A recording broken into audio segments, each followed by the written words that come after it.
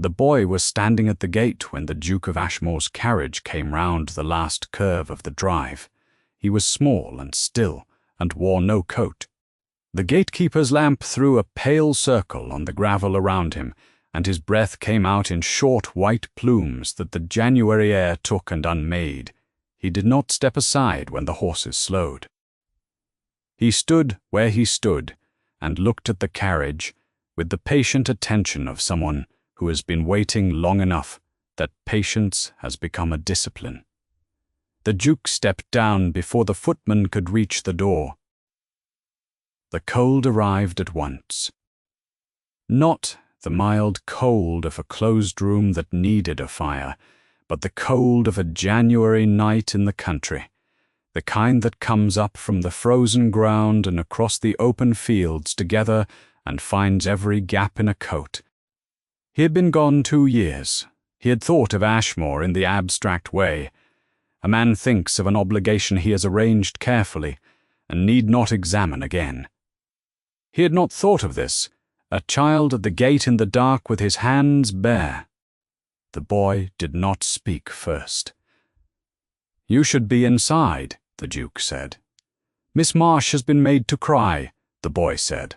His voice was the voice of someone who has organized his facts and will not be hurried through them. Lady Honoria made her cry.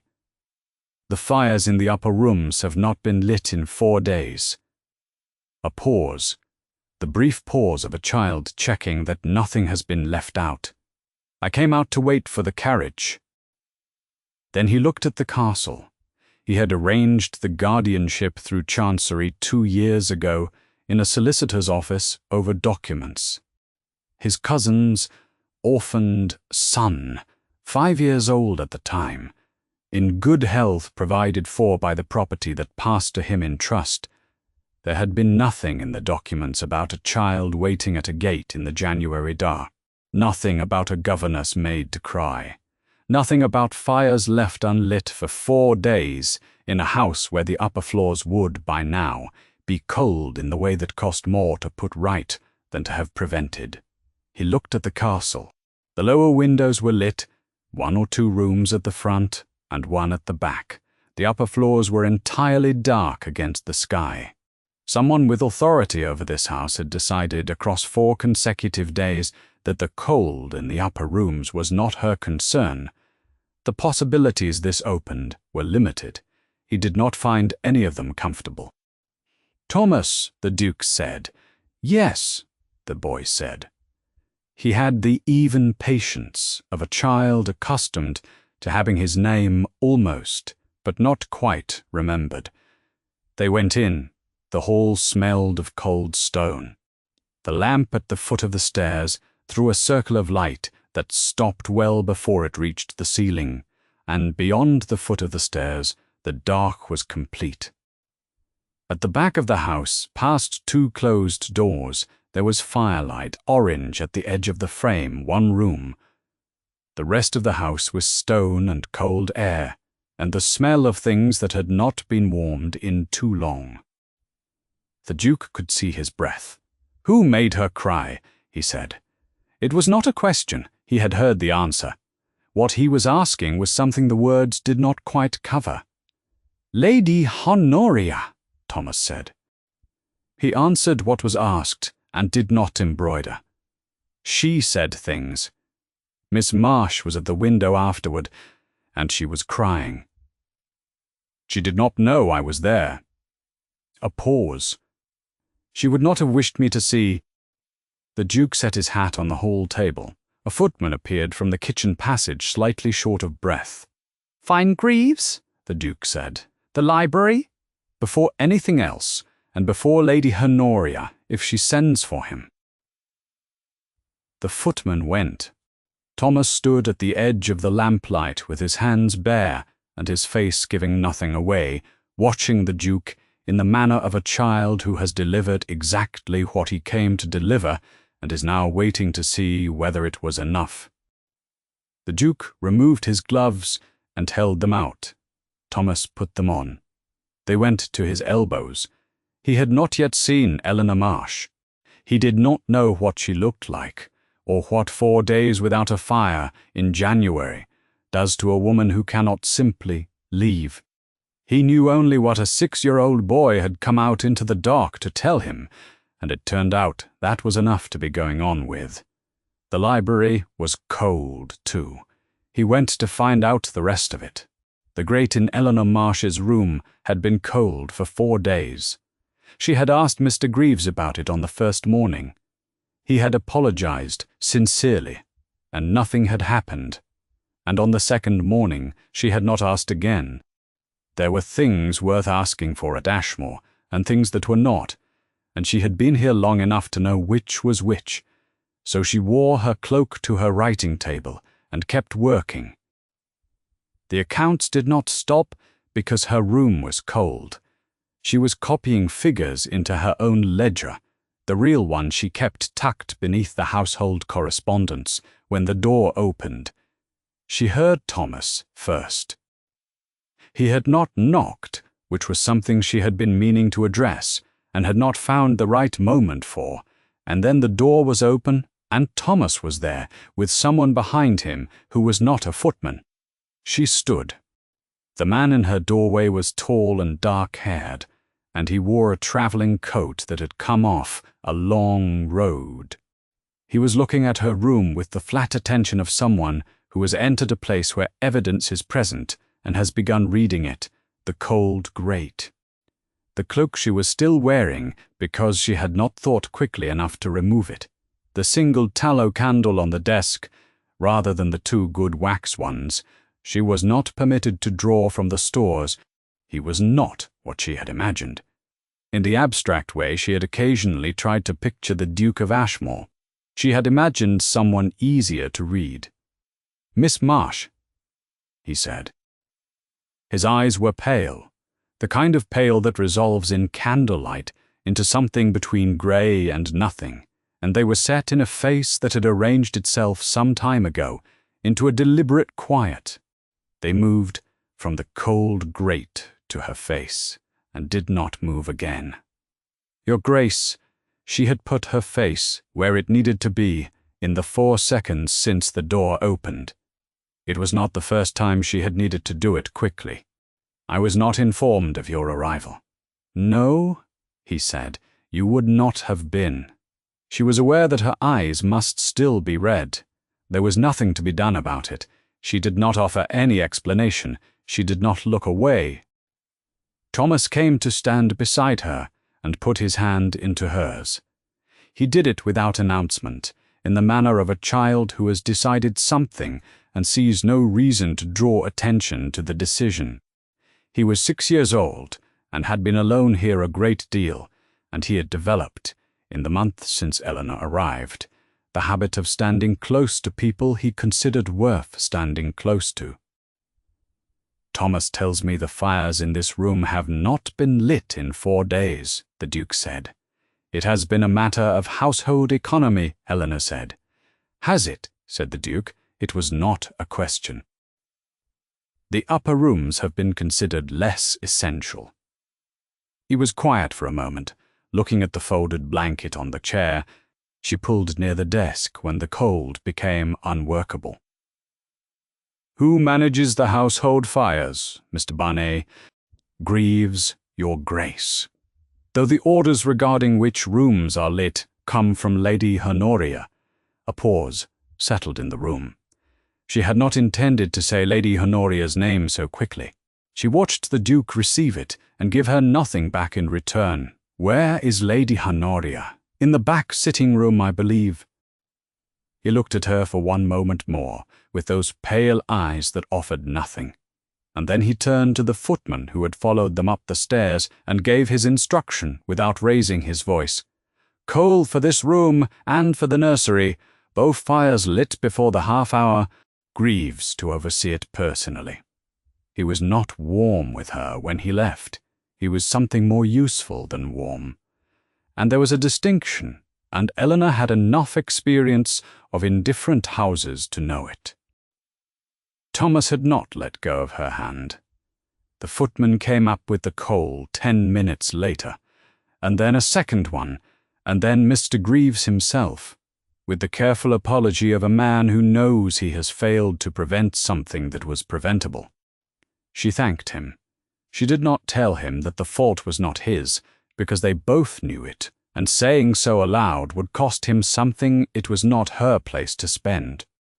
When the fire caught at last, she crouched before it and set her palm flat against the stones of the hearth.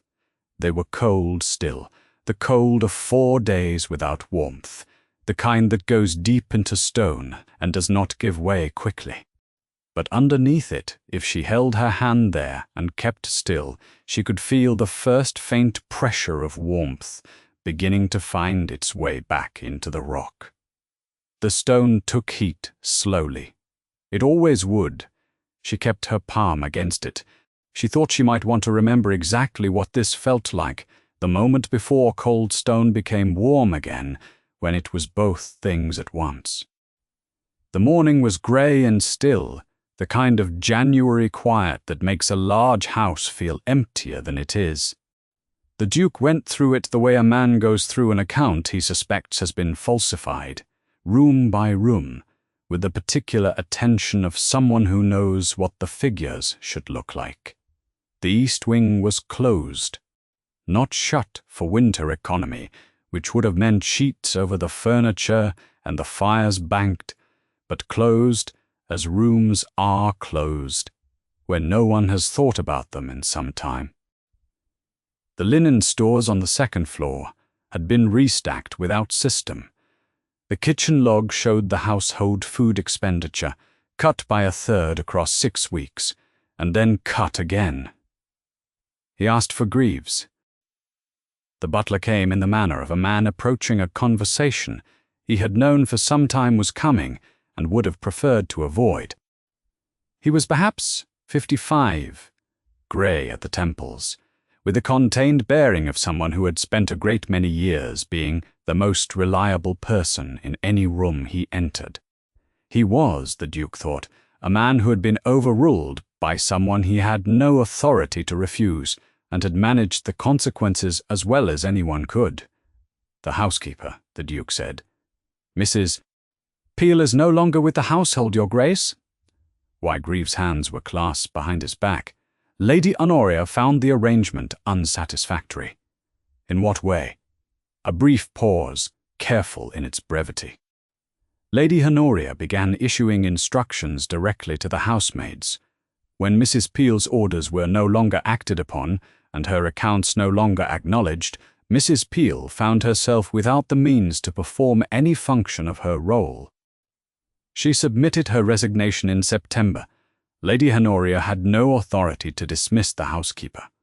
No, Your Grace Greaves met this evenly. She did not dismiss her. She made it impossible for her to remain. And the replacement, a housemaid, Lady Honoria, promoted to the position. He did not say housekeeper. She does not keep accounts. He was considering this when the door opened. Lady Honoria Vane was everything her entrance intended her to be. She was a handsome woman, dark-eyed and well-dressed, in the way of someone who had received notice and made careful use of it, and her expression as she came through the door was warm and faintly rueful. The expression of a person who has been managing a difficult situation. She moved through a room as though she had always been in it. "Your Grace," she came forward with her voice carrying the particular quality of welcome that suggested she had been doing the household a considerable service by remaining here. "We had no word of your arrival. I hope the roads were not too trying." "They were adequate," the Duke said. He was standing with his hands behind his back, which had the effect of not receiving her outstretched hand without making a point of it. "Tell me about the household." She did. She was good at it. She spoke of the difficulty of managing a large estate without its master, of the tendency of staff to drift without firm direction, and of the particular challenge presented by the governess, who had, despite Lady Honoria's best efforts, developed ideas about her own authority that were perhaps somewhat beyond what her position warranted. The accounts had been a concern as well. Lady Honoria had taken it upon herself to impose some order. "The governess," the Duke said. "Yes, she came with adequate references. But she has not, I regret to say, always accepted guidance, in the spirit it was offered. I have done what I could." She offered him a small, sorrowful smile, the kind designed to be recognized as the smile of a patient woman. The Duke looked at her steadily. She was not a woman who was easily looked at without looking back, and she held his gaze without difficulty. "Does the governess have a name?" A very slight pause, Miss Marsh. Lady Honoria said pleasantly. "Yes," he said. He turned to Greaves. "Thank you. I will want you again before supper." Lady Honoria departed as she had arrived, gracious to the last, having left him with impressions rather than facts, and a set of conclusions that were hers rather than his. He had not asked for impressions. He had not corrected this because he had not yet enough to correct it with. He was watching. Greaves was still at the door. "One question," the Duke said. "Your Grace, is the boy well?"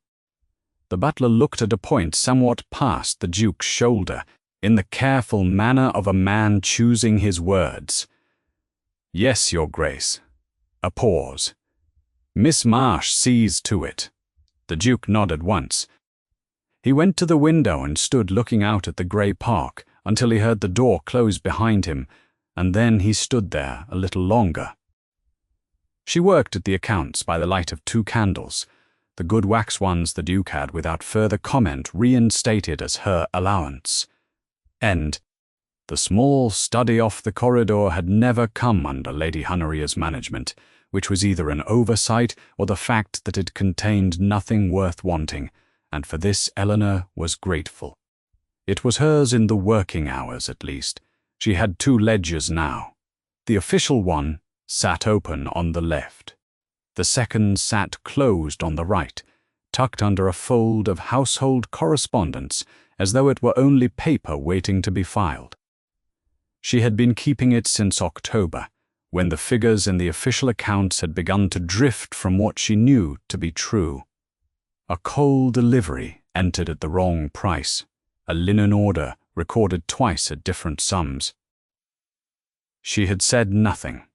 She had opened a second book and written the true figures in it, column by column, and kept it close. This was, she understood, either the most prudent thing she had done since arriving at Ashmore, or the thing most likely to be used against her. She had not found a way to make it be both things less. She was 28 years old, and she had £12 a year. That was the jointure her husband's estate paid her, the amount the settlement made at their marriage entitled her to, and it was not enough to live on alone. She had known this before she came to Ashmore. She had been widowed 2 years ago, and she had spent the first year learning the precise shape of what remained when coverture dissolved with her husband's death, which was to say, her jointure, her clothing, and the right to sign her own name. Nothing else. Everything she had possessed during the marriage had been legally his. That was the arrangement. She had understood it when she made it, and understood it considerably better. Now she had no children. She had no family she could return to. She had taken the position at Ashmore because it paid £22 per annum on top of her keep, and 22 plus 12 was enough, if she was careful, to set a small amount aside against the future. This was still the mathematics. The difficulty was that Lady Honoria had withheld her wages for 2 months on the grounds of pending accounts, and Eleanor could not leave without them, and she could not demand them without a patron, and she could not bring any claim against a viscountess without a patron and a lawyer both. She also could not leave without a written character reference, which Lady Honoria had made clear would not be forthcoming if Eleanor chose to make difficulties. So she stayed. She wrote the true figures in the second ledger and the official figures in the first, and she kept the second one close and waited, because Waiting was what the situation required, and Eleanor had learned that the situations which required waiting were the ones that most rewarded. She did not hear him come in. She became aware of him when she reached the end of a column and looked up to find the Duke of Ashmore standing just inside the door. He had not announced himself. He was watching her in the unhurried manner of someone who has been in a room long enough that the startling is no longer his responsibility. She set her hand over the second ledger. "Your Grace, Miss Marsh." He came to the desk and looked at the open account book without asking, "Is this the household account?" "The current one, yes." He turned the book toward himself and read in silence. His expression did not change.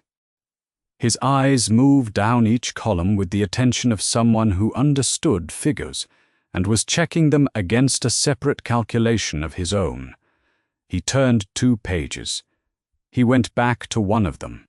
"The coal entry in November," he said, without looking up. "Adams and Sons, the quantity and the price, £18 at the standard seasonal rate. That entry is correct." He looked at her then. "And the other entries?" She held the pause for one breath. "Exactly."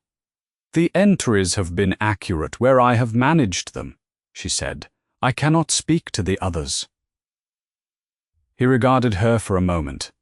Then he closed the book and replaced it on the desk. "The household fires will be maintained at my expense going forward," he said, moving to the door. "You are to apply to me directly if you are refused anything you have ordered for the household. Not to Mr. Greaves. Not to Lady Honoria." He paused at the threshold. To me, he left. Eleanor sat for a moment with both ledgers in front of her, the official one closed now, the second beneath her palm. It was not warmth he had offered her, and she did not mistake it for warmth. It was something she had needed considerably more than warmth, which was a line of authority that ran above Lady Honoria's head. She picked up her pen. She went back to work. The coal merchant's name was Hadley, and he had been supplying Ashmore Castle for 11 years, until Lady Honoria's instruction, delivered through a footman in late autumn, had cut the order to half the seasonal quantity. Eleanor had first seen the alteration in October when she opened her second ledger. She had been calculating what it would eventually cost ever since. She sat across from Mr. Denhaz. Greaves in the small study with the original supply contract in front of her. She had found it in the household files, which Lady Honoria had not thought to reorganize, which was the single piece of good fortune the past 6 months had granted. The original terms were clear: a fixed price per hundredweight, held steady across 3 winters by a merchant who valued a long account over a single season's margin. The deviation was equally clear, written in a different hand, on a separate sheet folded into the back of the file. "He will need the instruction in writing," Greaves said. "Yes, I will write it." Under the Duke's authority, as I have been asked to invoke it, she held his gaze for a moment. "You will confirm, if Hadley asks, that the order comes from the household?" "I will," Greaves said. She wrote the order in plain figures, the correct seasonal quantity, the original contracted price, the delivery schedule as it had stood before the autumn, and the name of the footman who should receive the coal at the kitchen gate. She cited the original contract date. She signed it as she had been instructed. It was not warm work, but it would be. The nursery fire had been lit for 4 consecutive days. Thomas had noticed in the way that children notice the restoration of something they had long since stopped expecting, with a carefulness that did not quite conceal the relief underneath. Eleanor was reading to him from a volume of natural philosophy. He had refused the primers she first offered, on the grounds that he already knew what letters were, and on this point she had decided he was probably correct. He sat with his back against the window seat and his feet tucked up under him, which was not correct posture and which she was electing not to address. "Was the Duke here before?" Thomas asked. He asked it, as he asked most things, as though it were simply information he intended to have. "He was here before he went to London. Yes, this is his estate." "He was not here when I came." Thomas turned this over. "He was in London, and then in Paris, and then in London again, Mr. Greaves told me." He considered the illustration on the open page. "How long has he known me?" "You have been his ward for 2 years." "He did not come," Thomas said. Not as a complaint, as a fact he had already organized and filed somewhere. He did not often open. Eleanor did not speak for a moment. "Before you came," Thomas said, still looking at the page, "the nursery was always cold, and no one read to me." He said it in the same voice. He said everything, even precise, without ornament. He turned to the next illustration. "I'm glad you came." Eleanor kept her face where it needed to be. "I'm glad I came as well," she said. She found Lady Honoria in the upper corridor that afternoon, or rather Lady Honoria found her there, which was not the same thing at all. The position had been chosen with care. 2 footmen were carrying coal to the upper rooms and had paused at the end of the corridor. They were close enough to hear everything, and too junior to leave without being dismissed. "Miss Marsh!" Lady Honoria's voice was warm. It was always warm. "How well things seem to be running again. You have been very industrious." "Thank you, Lady Honoria. The Duke's attention makes such a difference, though. I imagine you know how these visits tend to go." She tilted her head as though sharing something in confidence. "A fortnight, perhaps, and then the season cools, and London, and one finds the household back to itself. I simply mention it because I would not wish you to be unsettled." A slight, sorrowful smile. "Do take care of yourself, Miss Marsh." "I understand," Eleanor said. "Thank you for the reminder." She turned and continued down the corridor at the same pace. She did not close any door with more force than it required. She did not look back. The footman had heard every word. Lady Honoria had intended them to. This was the point, and Eleanor understood it precisely. The footman who came to the Duke's library that evening was named Harris. He was young and still learning what to bring to the Duke's attention and what to allow to pass unreported. He gave a faithful account. The corridor, the women, the words as he had heard them, Miss Marsh's reply. The Duke heard him out and thanked him. He sat for some time afterward with a letter to his secretary in London. It required only the confirmation of a travel date. He had been meaning to write it since the previous morning. He did not write it now either.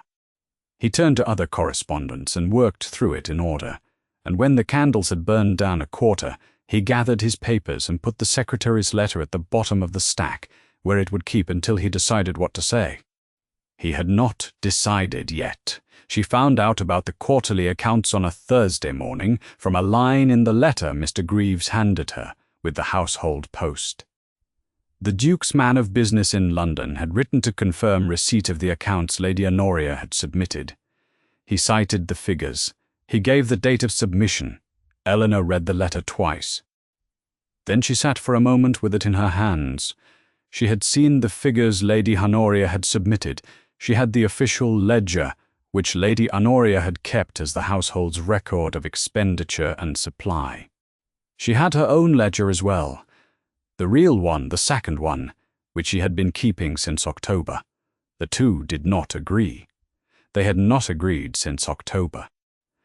And if the man of business received Lady Honoria's version as the accurate record of Ashmore's accounts, and if the discrepancy were later discovered, the most recent person with access to the household finances was not Lady Honoria.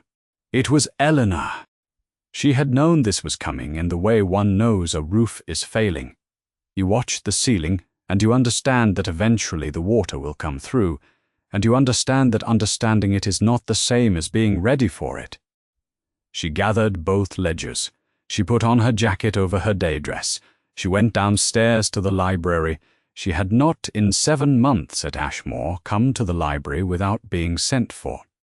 Her hands were steady because she made them steady, which was different from steadiness and required more effort, and she was aware of this as she knocked.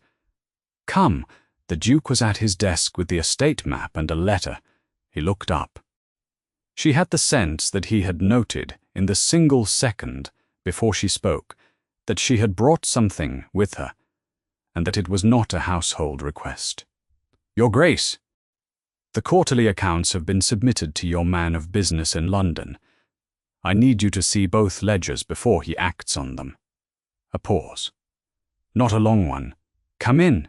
She crossed to the table beside the fireplace, which was lit and good, and she set both ledgers down side by side. He came and stood opposite her.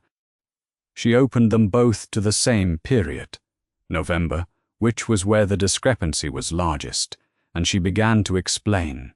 She did not editorialize. She cited the coal supply contract by date and price per hundredweight, and the entry in Lady Honoria's ledger against the entry in her own. She cited the linen order from November. 2 versions, different amounts. The kitchen accounts for the weeks before and after the budget was cut. She gave him the figures in sequence, column by column, and she did not say what she thought of any of it. The figures said everything that needed saying. He read the official ledger first, then hers. Then he read hers again, from the first entry in October to the last. She waited. The fire settled in the grate. When he finished, he looked up. "Greaves," he said. "He can confirm the actual state of the supplies and the expenditures. He knows the figures." The Duke went to the door and spoke to someone in the hall. Within 5 minutes, Greaves was standing at the table with the 2 ledgers in front of him. The Duke pointed to the first open page, without comment. Greaves read in silence. He was a man who had managed difficult situations with care, and who understood exactly what he was being asked. He looked up. "This ledger," he said, indicating Eleanor's, "reflects the actual orders placed and the amounts paid. The quantities are correct, the prices are correct." He looked at the other one. "These figures do not match the orders I processed." "Thank you," the Duke said. "You may go." He did not look at Eleanor as he passed her, but she understood from the set of his back that he knew what he had just done and had chosen to do it. The Duke stood for a moment looking at the 2 ledgers side by side on the table. The room was quiet except for the fire. Then he looked at her. It was not the same look he had been giving her since his arrival, the particular professional neutrality of a man withholding judgment. Something in it had shifted. It was not warmth, not precisely, but it was the end of absence. "Thank you," he said. She had not heard him thank anyone before. Not Greaves, not the footmen, not anyone in the household. She had been watching, because watching was what her situation required, and in 7 months she had not heard it. She said, "Of course, Your Grace," which was what she had to say. He picked up her ledger. He held it for a moment before he set it down again. "Why did you not come to me sooner?" She considered giving him the answer that would cost nothing. She gave him the true one instead. "I did not know you would believe me." He was quiet. He looked at the false ledger. Then he closed it and set it aside away from hers, with the particular deliberateness of someone who has made a decision and is marking it in the only way the room allows. He did not answer her. He did not need to. The letter from London arrived on a Saturday, 3 days after Eleanor had stood at the library table and shown him both ledgers. His man of business had forwarded it from town with a covering note expressing concern, which was not a thing Whitmore generally expressed. The Duke read it, standing at the hall table where the post was laid out, which was not where he generally read anything. He read it to the end. Then he read it again. Lady Honoria had written to Whitmore before the Chapter 6 meeting, before Eleanor had come to the library, before Greaves had confirmed the accounts, before the false ledger had been set aside with the intention of sending it to London for review. The letter had been travelling south to London and north to Ashmore at the same time. A week earlier, it would have arrived first. If it had arrived first, he would have read an accusation he had no grounds to contradict. The letter stated that the governess at Ashmore Castle, one Miss Marsh, had been keeping a second set of accounts in the household records. It stated that this practice had come to Lady Honoria's attention during her period of household management. It expressed regret that such a person had been placed in proximity to the child in the Duke's care, and it requested that the matter be investigated promptly before further harm was done to the estate's finances. He put the letter down on the table. He looked at it for a moment. It was a very good letter. It would have worked. He sent for Lady Honoria. She came to the library in the manner of someone who has already reviewed the available positions and selected the strongest one. She was dressed for the morning, composed and gracious, and she took the chair he indicated without appearing to notice that he had not sat down himself. He put both ledgers on the table between them and opened them to the November accounts. He did not put the letter down with them. He gave her the figures the same way Eleanor had given them to him, in sequence, without commentary. "These are the accounts for the household through the autumn and winter," he said. "Can you tell me which of these figures is correct?" She looked at the ledgers. Her expression was attentive and mild, the expression of someone who is helping. "Your Grace, I am not certain I am qualified to speak to the detailed figures. The accounts were managed, I should say they were meant to be managed, by the appropriate household staff. My concern was always with oversight, not with the specific entries." She looked up. "I had hoped that my letter to Mr. Prickty, Whitmore, would prompt a proper investigation. I was not certain of the figures myself, which is why I raised the matter formally." "You submitted figures to Whitmore as the household accounts for the quarter?" "I submitted what I understood to be correct. If there are discrepancies—" She paused, and the pause was exactly the right length. "I am afraid that suggests the problem is more serious than I had hoped. A governess with access to the household finances and with apparent motivation to falsify records in order to benefit herself." "Motivation," the Duke said. "Her situation is not comfortable. A widow, no family, dependent entirely on her wages." "I do not say it with judgment." Her voice was gentle. "I say it because it is relevant. A woman in those circumstances, in proximity to a widowed duke with no other female authority in the household. It is not good for your reputation, Your Grace. I have been concerned for you." He looked at her for a moment. She held it without difficulty, which she always did. "Thank you for your concern," he said. "That will be all for now." She departed as she always departed, without hurry, without any visible sign that the conversation had not gone as she wished. She was very accomplished. He had not missed a single thing she had done in this room. He stood at the table after she left with both ledgers in front of him and Whitmore's letter beside them. He was not angry. Exactly, anger required surprise, and he found he was not surprised by any of it. He took Eleanor's ledger, the honest one, with the corrected figures and the coal contract and the 2 months of careful columns, and he opened the estate strongbox that stood against the wall beneath the window. He put the ledger inside. He locked it. The false ledger he set aside with Whitmore's letter. They could travel south together. He had not decided what to do about Lady Honoria. There were things that still needed to develop before that decision could be made well. He was watching. He had been watching since he arrived, and watching was not passivity. It was patience with a purpose. He went to find out where Thomas was, and whether anyone had thought to take him outside before the afternoon light was gone. The morning household gathering took place in the servants' hall at 7:30, as it did every morning. Eleanor had begun attending it when she took over the housekeeper's accounts, which was not strictly within the governess's purview, but no one had objected, and after the first week it had simply become part of the structure of the day. Lady Honoria was already in the room when Eleanor arrived. This was unusual. Lady Honoria did not attend the morning gathering. She gave instructions through footmen, or, occasionally, directly to the housemaids, who reported to her personally, and she had never shown any interest in the daily review of what the house required and who would see to it.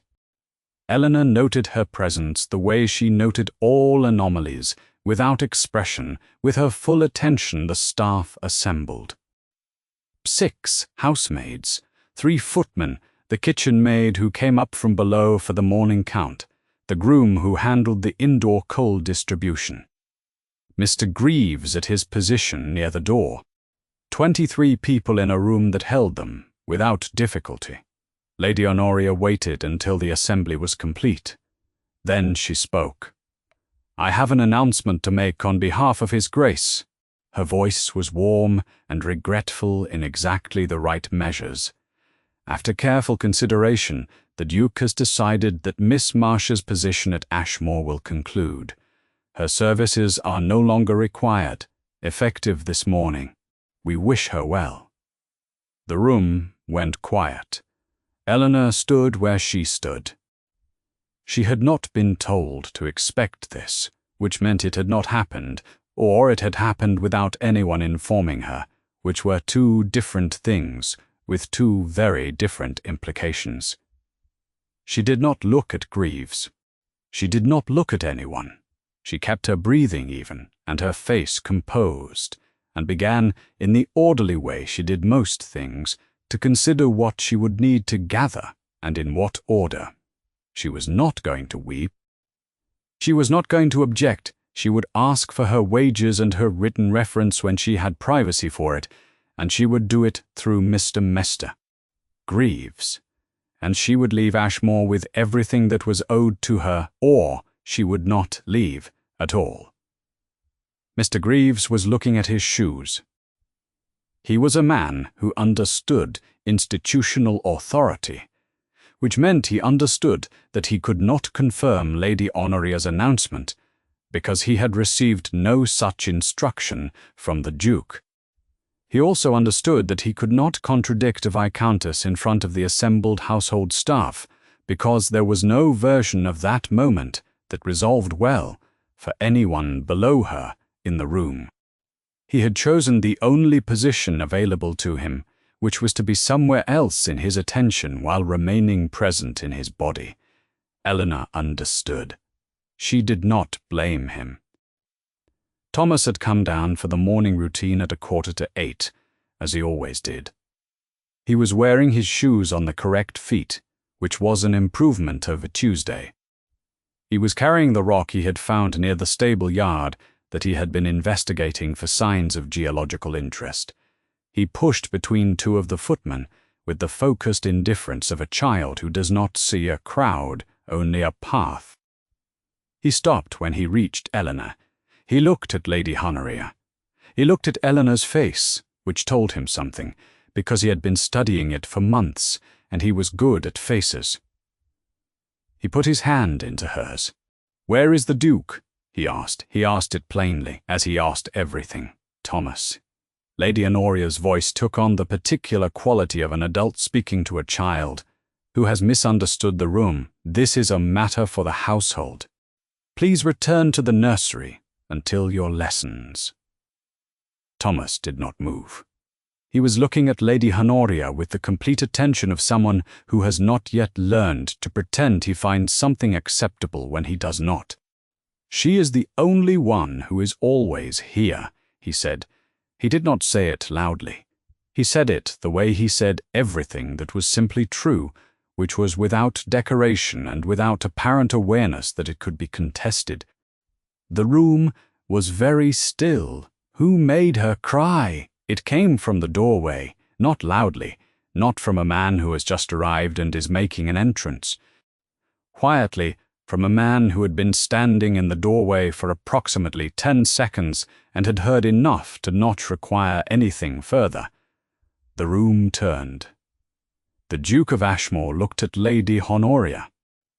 He had asked the question the same way he had asked it once before, at a hall table in the dark, to a 6-year-old boy who had come out into the January cold to wait for a carriage. It had not been a bellow then. It was more frightening for being quiet, because a bellow requires feeling, and this required nothing. It was the tone of a man who has already decided and is giving the room one moment to recognize it. Lady Honoria drew herself up. "Your Grace, I have been acting entirely in your best interests. The situation with the governess has become—" "Which of my written instructions," the Duke said, "did you act upon?" A pause, not a long one. She began a sentence about the good of the household, about the responsibilities she had taken upon herself in his absence, about the difficulty of managing without clear direction. "Everyone except Lady Honoria," the Duke said, "may go." They went. Eleanor went with them, Thomas's hand still in hers, the rock still in his other hand, the geological investigation temporarily suspended. The footmen dispersed to their stations. Greaves held the door for the last of them and closed it behind himself, with the careful quietness of a man who has spent 40 years perfecting that particular motion. The corridor was ordinary. Cold stone, the smell of morning fires recently lit, the sound of the household resuming around them. Behind the closed door, the Duke's voice continued. Not the words, just the tone of it even, and without inflection, which was not how a man spoke when he had more to learn. It was how a man spoke when the learning was done. Thomas looked up at Eleanor. He had his rock. He looked at the closed door and then back at her. "I knew he would come," he said. Eleanor did not say anything. She kept his hand, and they stood in the corridor and waited for the house to finish deciding what it was going to be. 20 minutes after the servants' hall had emptied into the corridor, the library door opened. Lady Honoria came through it. Her posture was entirely correct. Her face was not quite. She walked the length of the corridor without looking at Eleanor or Thomas or the footman at the far end, and she turned the passage that led toward the East Wing guest rooms, and she was gone. She told no one anything. The footman who came for Eleanor arrived 2 minutes later. He said, "Miss Marsh," and that was sufficient. Thomas looked up at her. He had been sitting on the corridor bench with his rock in his lap, not investigating it, just holding it. He released her hand without being asked. The way he released things he understood she needed to go toward. She had not known, until this moment, that he understood the difference. "I will be back shortly," she said. "Yes," he said. He believed her. The library smelled of coal and paper and something faintly resinous from the fire. Mr. Greaves was already in the room, standing near the window with his hands clasped behind his back. The estate strongbox was open on the table. Her ledger was in the Duke's hands. He was reading from it when she entered.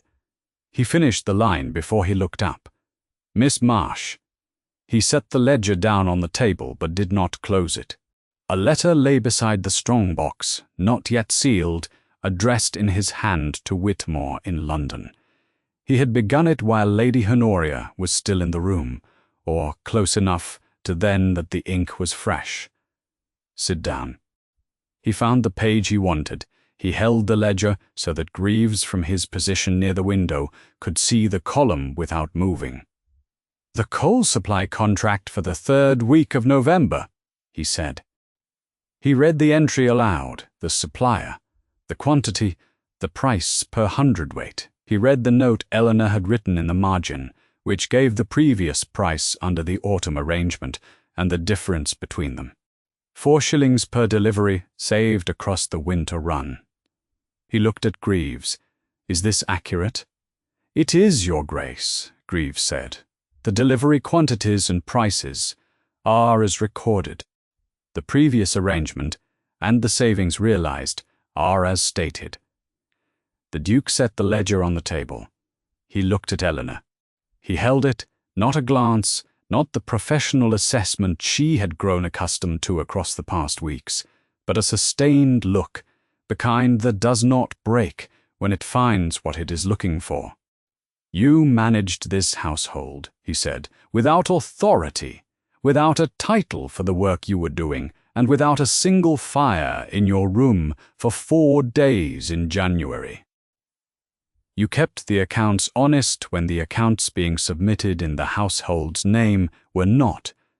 The household is in better order than it was when I left it 2 years ago. He paused. It was not a dramatic pause. He was simply giving the observation its full weight before continuing. That is what I have seen. It is what I saw before I had any cause to look for it. Eleanor said nothing. There was nothing to say to this that would improve it. What would you require, the Duke said, to remain at Ashmore? She had thought about this. She had, if she were honest, been thinking about it since October, which was before she had any grounds to believe the question would be asked. She gave him the answer. She had prepared a correct title for the work I have been performing, a formal appointment, entered into the household records, with the appropriate authority attached to it. She kept her voice even. My 2 months' withheld wages paid in full, and a written character reference, in your hand regardless of what I decide afterward. Those are my conditions. He did not negotiate. Yes, he said, all 3. Greaves will see to the wages today. I will write the appointment letter and the reference this afternoon. He looked at her steadily. There is a 4th matter, Your Grace. I had intended to return to London at the end of the fortnight. He said it without ornament, the way he said things he had decided. I am not going. The room was quiet. The fire moved in the grate. Mr. Greaves was examining a point on the wall above the window with great attention. Eleanor said, I see. She did not say anything else. Some things did not require anything else. She stood. She gathered herself in the way she gathered everything, without haste, and she turned toward the door. Greaves reached it before she did. He opened it and held it, stepping aside to give her room to pass. She paused. In 40 years of service, the butler holds doors for the family. He holds them for visiting nobility. He holds them for the master of the house and his equals, and occasionally, in certain contexts, for a valued guest. In 40 years, as far as Eleanor could account for, he had not held a door for the governess. She walked through it. She went to find Thomas, who was on the bench in the corridor where she had left him, still holding his rock, waiting to be told what the house was going to be. Lady Honoria arranged her own carriage. This was noticed. The footman, who would ordinarily have been dispatched to assist with the loading of trunks, was engaged with the upper corridor coal delivery, which had been rescheduled to that morning, which was not an accident. Her maid managed the trunks with the help of one of the stable hands, who happened to be passing. The carriage stood in the forecourt for 40 minutes, which was how long it took, and then it went down the drive and through the gate and out onto the January road. She did not stop to say goodbye to Thomas. Thomas was in the nursery. He had been told that Lady Honoria was leaving, which he had received the way he received most information, which was with attention and without visible feeling. He had asked Eleanor, over his morning bread, whether they were going to do natural philosophy or mathematics first. They did mathematics first, and then natural philosophy, and by the time the afternoon came around, he had not mentioned Lady Honoria again. Eleanor suspected he would not. The Duke wrote to Mrs. Secon Peel that same afternoon, before the light had fully faded from the library window. The letter was brief and correct. Her previous position at Ashmore, at her previous terms if she wished to return. A copy went to Greaves. A copy went to Whitmore in London, with instructions to enter the appointment into the estate records and to confirm it in writing to Mrs. Peel directly. He was not going to leave a procedural gap through which an unauthorized person could reach again. This time, the appointment was in the books. She came in a hired coach with one trunk and a carpet bag, and she walked through the front door with the particular manner of a woman who has been in this house for 22 years and is not in the habit of being made to feel she does not belong in it. She asked Greaves for the tour. She walked every room. She was quiet and methodical, and she noticed everything. The grates that had been allowed to go cold in the upper corridor, and were only now being properly restored. The linen cupboard on the second floor that had been stacked without system. The kitchen stores that had been inventoried incorrectly across 6 weeks. She said very little. She carried the household keyring from the first hour. Greaves had returned it to her in the hall before she had even set down her bag, and the weight of it on her belt, Eleanor noticed, seemed to settle something in the set of her shoulders. Mrs. Peel came to the small study on the second day. Eleanor was at the desk with the household accounts when she knocked. She put both ledgers on the desk, the official one and the second one, the way she had learned to keep them separate, and she waited. Mrs. Peel sat down across from her. She reviewed the second ledger, page by page, starting from October. She read each column. She checked 3 entries against the official ledger. She set it down. "Good work," she said. "I learned the column structure from your records," Eleanor said. "The ones you left in the files before you went," Mrs. Jade. Peel looked at her for a moment. Then she picked up the official ledger and opened it to the current week. "We should go through the supply orders for February," she said. They went through the supply orders for February. It was all either of them needed to say about the past 6 months. Thomas had been asking, since approximately the second day of the Duke's visit, whether someone would show him the stables.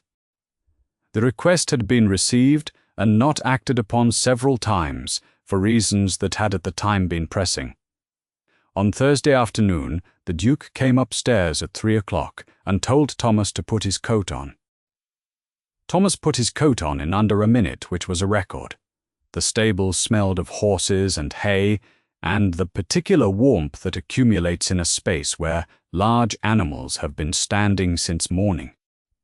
Thomas asked 17 questions between the forecourt and the stable door, and a further 12 questions once inside.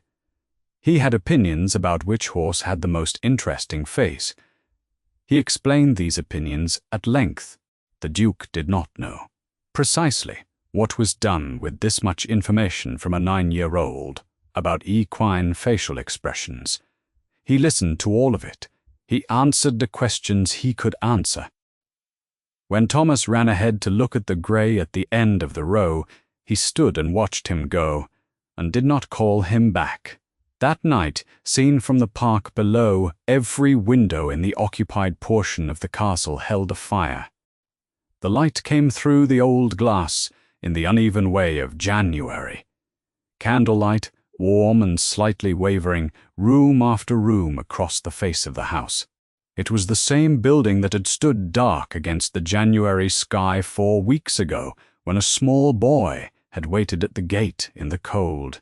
The windows were full. 2 weeks after Lady Honoria's carriage had gone down the drive, the conservatory had begun to look like something that intended to survive the winter.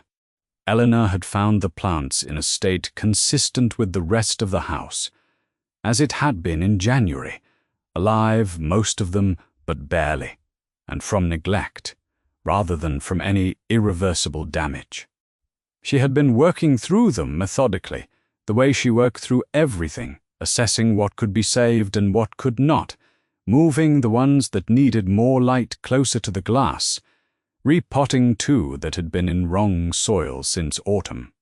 It was not urgent work. It was the kind of work that felt good to do when the urgent work had been done. The Duke found her there on a Thursday afternoon, which she thought afterward had probably not been entirely intentional on his part. He came in, looked at the row of earthenware pots she had arranged along the south-facing shelf, and stood for a moment as though deciding something. "I have not," he said, "confirmed my departure to London." Eleanor set down the small trowel she was holding. "I know," she said, "you have not confirmed it in 3 weeks. No." He looked at the plants rather than at her, which she recognized as the manner of a man who is being precise about something and finds that precision easier without the distraction of being watched while he is precise. "I have found reasons not to go. I am aware that most of them, if I trace them to their source, come back to this end of the East Wing." Eleanor wiped her hands on the cloth she kept tucked at her waist for the purpose. "What are you proposing, Your Grace?" He looked at her, then he told her, plainly in one sentence, which was the correct number of sentences for the thing he was proposing. She did not answer immediately.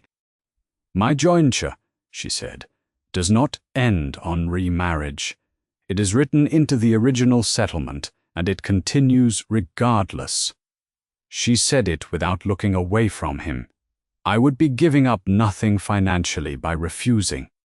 I want you to know that before I give you my answer." He was quiet for a moment. "I know," he said. "I had Whitmore look into it." This did not surprise her, and the fact that it did not surprise her told her something about how far they had both come in the past month. She looked at him steadily. "One question," she said, "and I am asking it precisely, not to be difficult. Ask it. Before Thomas stood at the gate and told you what was happening in your own house, before someone pointed it out to you, were you a man who looked at what was in front of him? Or is that something you have learned more recently?" The conservatory was quiet. Outside the glass, the January garden was bare and grey and still. "More recently," he said. He said it without deflection, without softening it into something more flattering. "I was not paying attention to a great many things I should have been. I am better at it now than I was." Which is not a recommendation, only a fact. She considered this. It was, she thought, the right answer. Not because it was humble, but because it was true, and because he knew the difference. "Yes," she said. She said it the way she said the thing she had decided, clearly without ornament, without leaving any ambiguity that would require them to return to it. He crossed the conservatory. He took her hand, both of them still in work clothes, neither of them having planned for this particular Thursday. He held her hand for a moment longer than was strictly necessary, and did not appear to notice the excess, which she found she did not mind. The kiss that followed was witnessed by no one. The conservatory faced the garden, not the house, and the Thursday afternoon was theirs. The public vindications had been done in public, before witnesses, with receipts. This required neither witness nor receipt. It required only the two of them and the grey January light through the glass, and it was sufficient. Thomas was on the bench in the corridor when she came out. He had a book open on his lap, which he appeared to have been reading with focus, in the committed manner of a child who has been sitting in a corridor for some time and is determined not to appear to be waiting. He looked up. Her face told him. He nodded once, with the gravity of a child who has been patient about a conclusion he identified some time ago, and who finds it satisfying to have been correct. "Mathematics tomorrow?" he said. "Mathematics tomorrow?" she said. He went back to his book. She went to find Mrs. Peel, because there were accounts to review before supper, and the day had not finished simply because one part of it had. 3 years later. The conservatory at Ashmore Castle had long since become what it was always meant to be, which was a room full of light. In winter, the cast-iron registers along the south wall held enough warmth for correspondence and quiet work.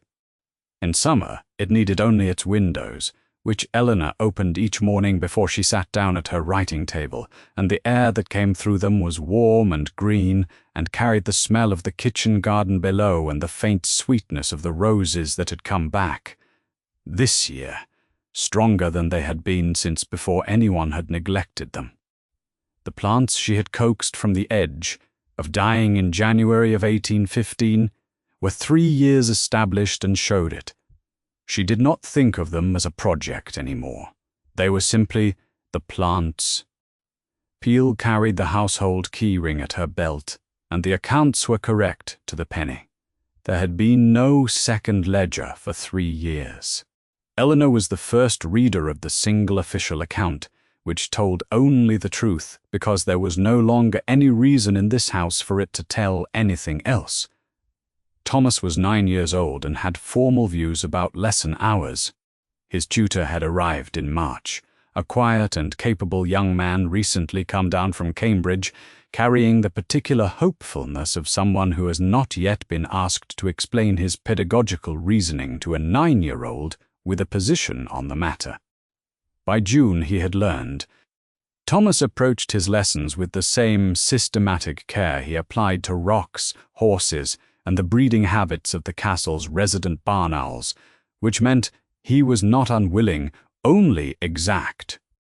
And he had developed considered opinions about when exactness was best attempted, and when it required a prior period of vigorous outdoor activity before it could properly function.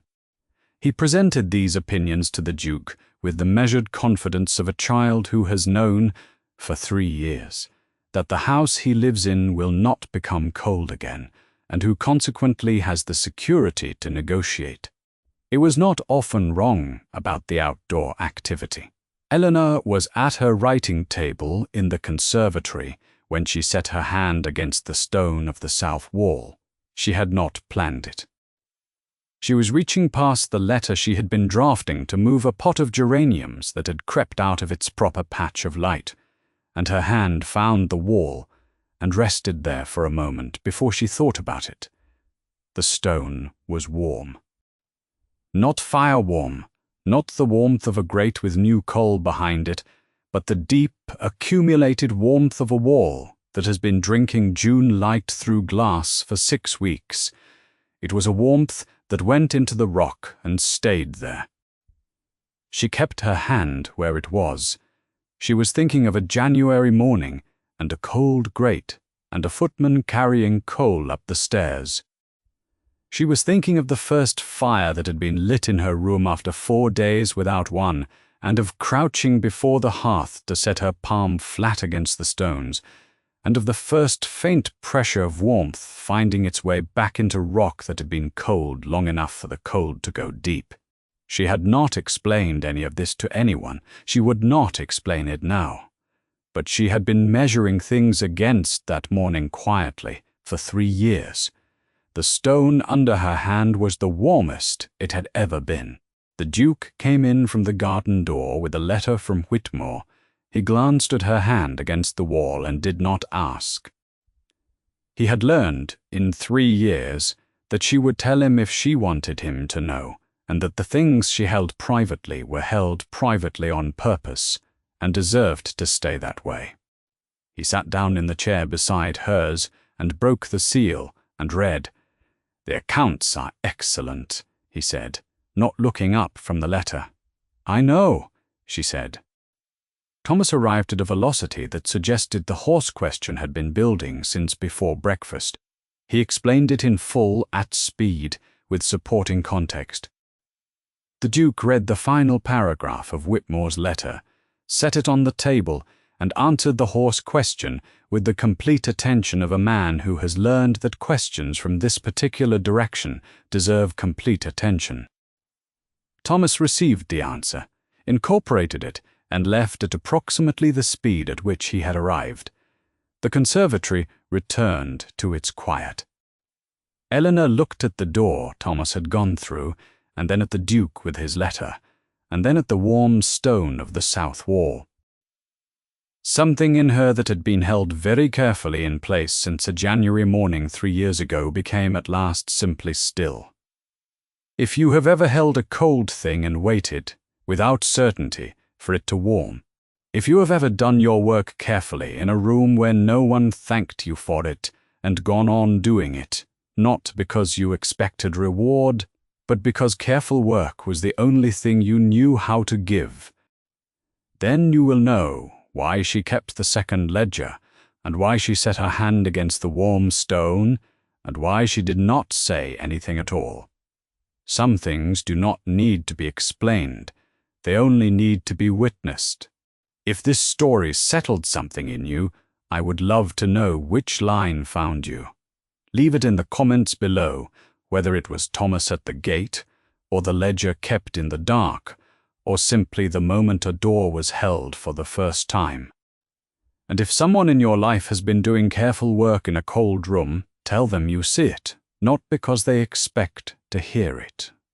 Because some things deserve to be said once out loud by someone who was paying attention. Thank you for being